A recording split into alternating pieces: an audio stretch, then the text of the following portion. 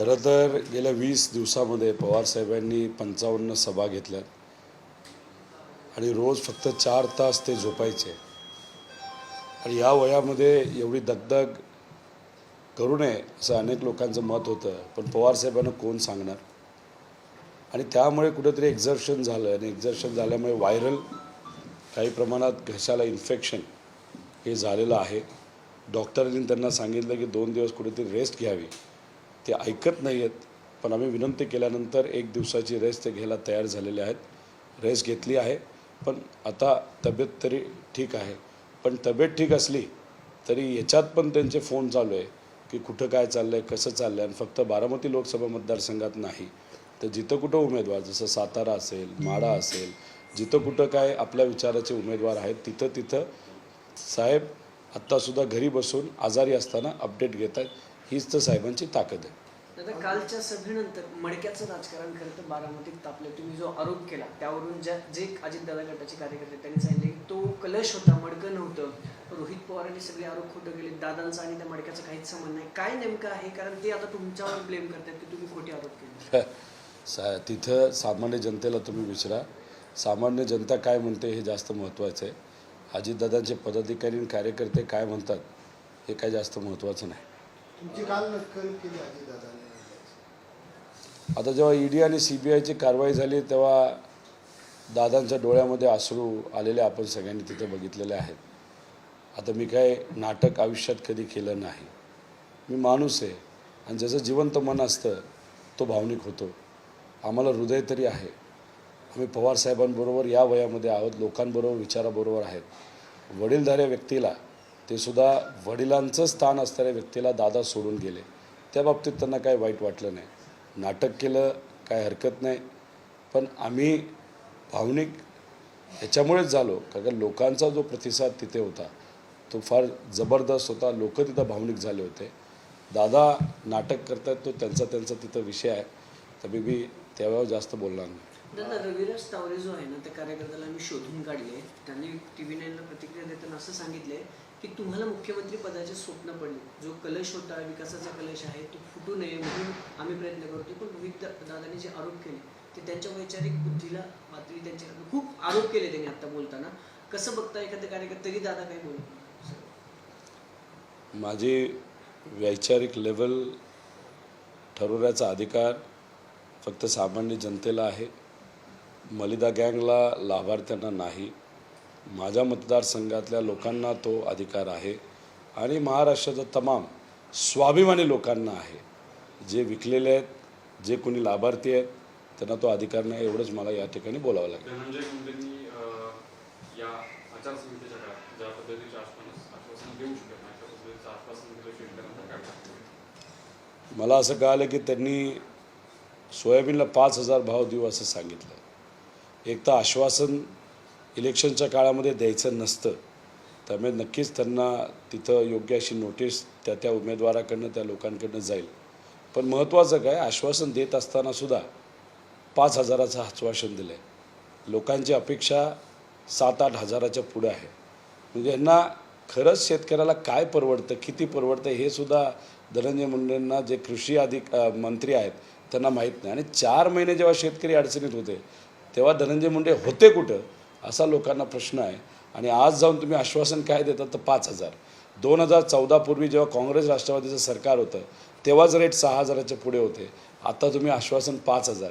म्हणजे कुठंतरी लोकांची परिस्थिती काय, लोकांची अडचण काय आणि एसीत बसून निर्णय घेणारे जे नेते आहेत त्यांना काय वाटतं ह्याच्यामध्ये तफावत आहे कुठेतरी ते जाणवतं. गजमार्गे घायवळ त्यानंतर या सगळ्या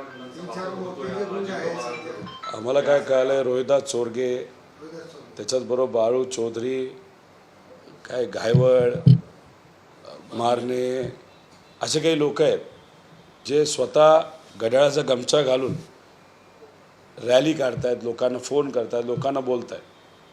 मी जेव्हा हा मुद्दा 20 दिवसापूर्वी मांडला तेव्हा अनेक लोक म्हणाले की ह्याचे पुरावे काय. आता पुरावे आलेत. आता म्हणजे गुंडच जर अजितदादांचा प्रचार तिथं करत असतील म्हणजे एक संदेश कुठेतरी देण्याचा प्रयत्न केला जातो आहे की येत्या काळामध्ये सामान्य लोकांचं सरकार हे कधीच भाजपच्या खाली येणार नाही. आलं तर गुंडांचंच येईल. गुंडांचं साम्राज्य हे खूप मोठ्या प्रमाणात वाढेल. त्यामुळे लोकांना विनंती करतो की तुम्ही मतदान करत असताना हा विचार करावा, आपल्याला सामान्य लोकांचं सरकार आणायचं आहे का या गुंडांचं सरकार आणायचं आहे. आज जर गुंडच प्रचार भाजपचा आणि भाजपच्या मित्र पक्षाचा करत असतील त्याचा अर्थ गुंडांना वरदधास्त आज सत्तेत असणाऱ्या लोकांचा आहे. उद्या जाऊन हेच गुंड आणि ह्यांचेच कार्यकर्ते आपल्या घरापर्यंत पोहोचतील. आपल्या मुली आहेत, आपल्या पत्नी आहेत, आपले आई वडील आहेत. तर ह्या लोकांना जर त्यांनी वेगळ्या पद्धतीने दबाव दिला तर हा दबाव आपल्याला पसंती पडणार आहे का, हा विचार आज कुठेतरी लोकांनी केला पाहिजे. दादा, काल सांगता सभा झाल्या, तुमची झाली, तिकडची झाली, तुम्हाला भावना अनावर झाल्या, तुम्हाला डोळ्यात अश्रू आले. दुसऱ्या बाजूला अजितदादांनी नक्कली केली. तुम्हाला यातून बारामतीकर नक्की कोणाला साथ देतील, बारामतीकरांचं काय असेसमेंट असेल, तुम्हाला काय वाटतं? कारण की नक्कल करणं किंवा हे आतापर्यंत कुठल्या जनतेने स्वीकारलेलं नाही. त्यामुळे तुमचं असेसमेंट काय, तुमचं रिडिंग काय आहे, बारामतीकरांचा विश्वास तुम्ही जिंकू शकाल? काल जे कुठलं भाषण होतं ते एक बारामतीकर म्हणून, महाराष्ट्राचा नागरिक म्हणून, पवार कुटुंबियाचा एक सदस्य म्हणून तिथे मी केलं. मी बोलत असताना मनापासून तिथं बोलत होतो. मतदान मिळावं नको मिळावं हा हेतू त्याच्यामध्ये कुठेही नव्हता. त्यामुळे तुम्ही विचारलेला जो प्रश्न आहे की काय त्याचा प्रभाव होईल, मी प्रभाव याच्याबद्दल कधीच विचार केला नाही.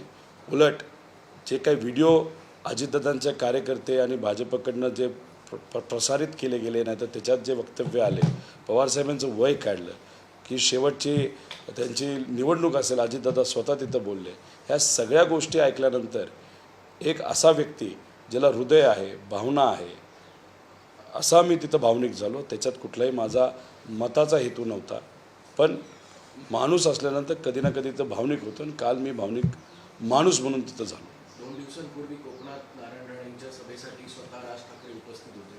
राज ठाकरे यांनी अनेक वेळा भाजप असेल किंवा नारायण राणे असेल यांना थेट टीका देखील केली होती. त्यांच्याच मंचावर जाऊन त्यांच्या प्रचारार्थ ही सभा घ्यायला लागते.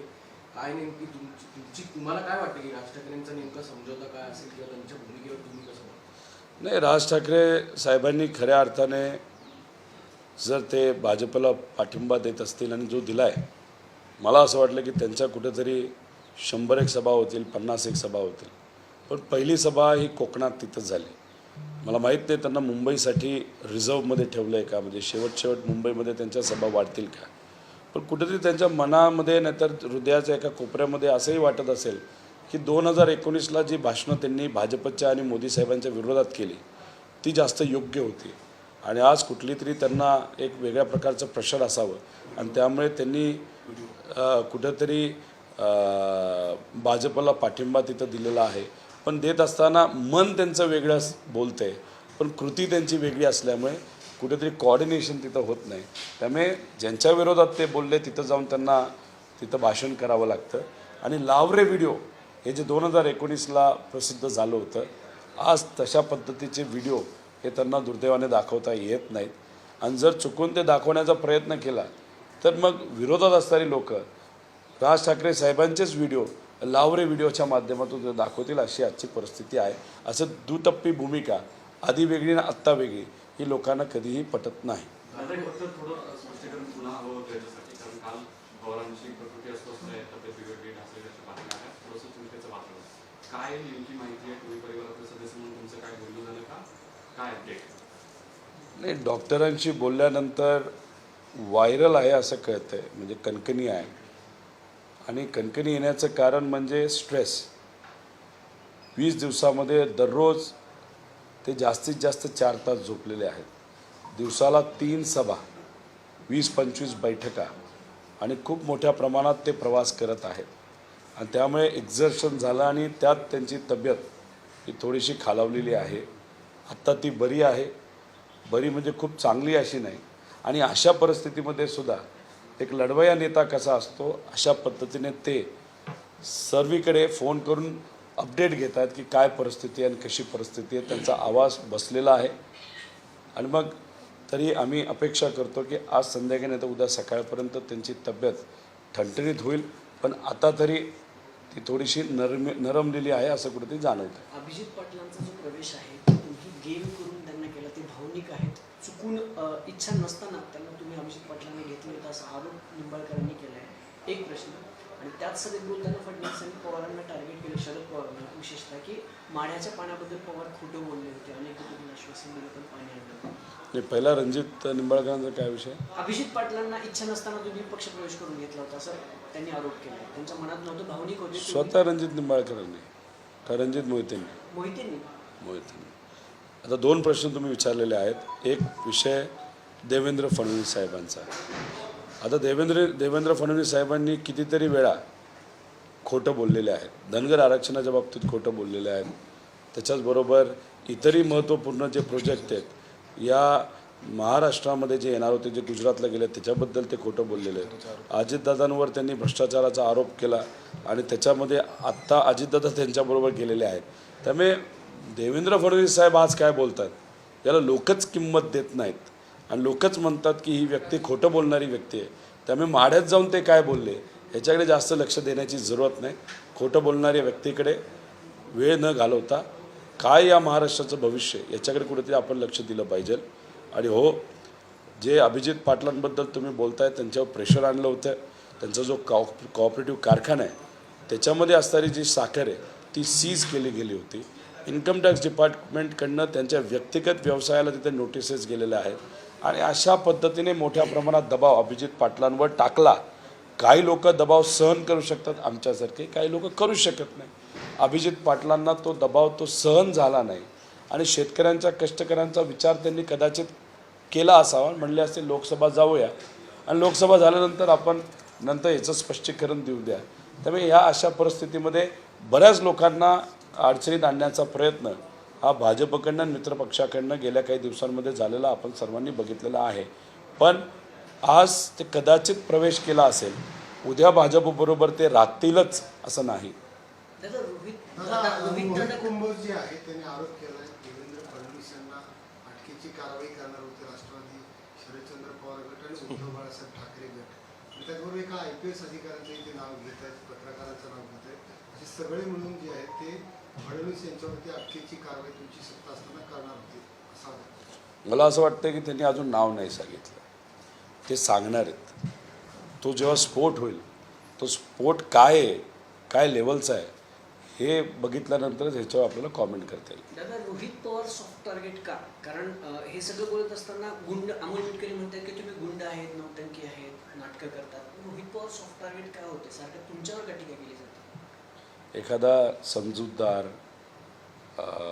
कर्तृत्वान अशा एखाद्या नेत्याने ज्याचे विचार प्रगल्भ आहेत जर माझ्यावर अशा पद्धतीने टीका केली तर त्याच्यावर मी कदाचित उत्तर देईल.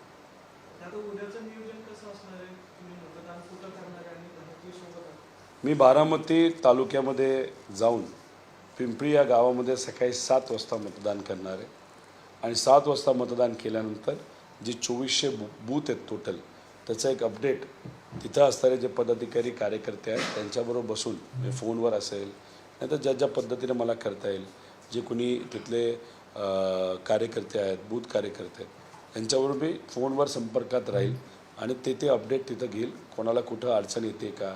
गुंड तर फिरतातच आहेत आणि मग गुंड जर फिरत असतील ते कुठं फिरत आहेत, ते कुठं दबाव आणण्याचा प्रयत्न करत आहेत, सेन्सिटिव्ह बूथ कुठले आहेत, ह्या सगळ्यांचा अभ्यास करून तिथं लक्ष दिलं जाईल. त्यामुळे आम्ही ओव्हरऑल सर्वच बूथचा अभ्यास करून तिथं लोकांना पाठिंबा हा नक्कीच देत राहील. शरद पवार सुद्धा यावेळी बारामतीत मतदान करणार, असं मुंबईतच आहे. शरद पवार सुद्धा यावेळी बारामतीत मतदान करणार, एरवी मुंबईतच असेल. लेकीसाठी हे मत किती महत्त्वाचं? शरद पवार महाराष्ट्रासाठी महत्त्वाचं आहे आणि पवारसाहेब तिथं स्वतः जाऊन जर मतदान करणार असतील आणि जे करतात नेहमी त्यामुळे तिथे मला असं वाटतं की ते फक्त सुप्रियाताईंसाठी मत नसून एका विचाराचं मत आहे आणि तो एक संदेश आहे बारामतीकरांना आणि अख्ख्या महाराष्ट्राला.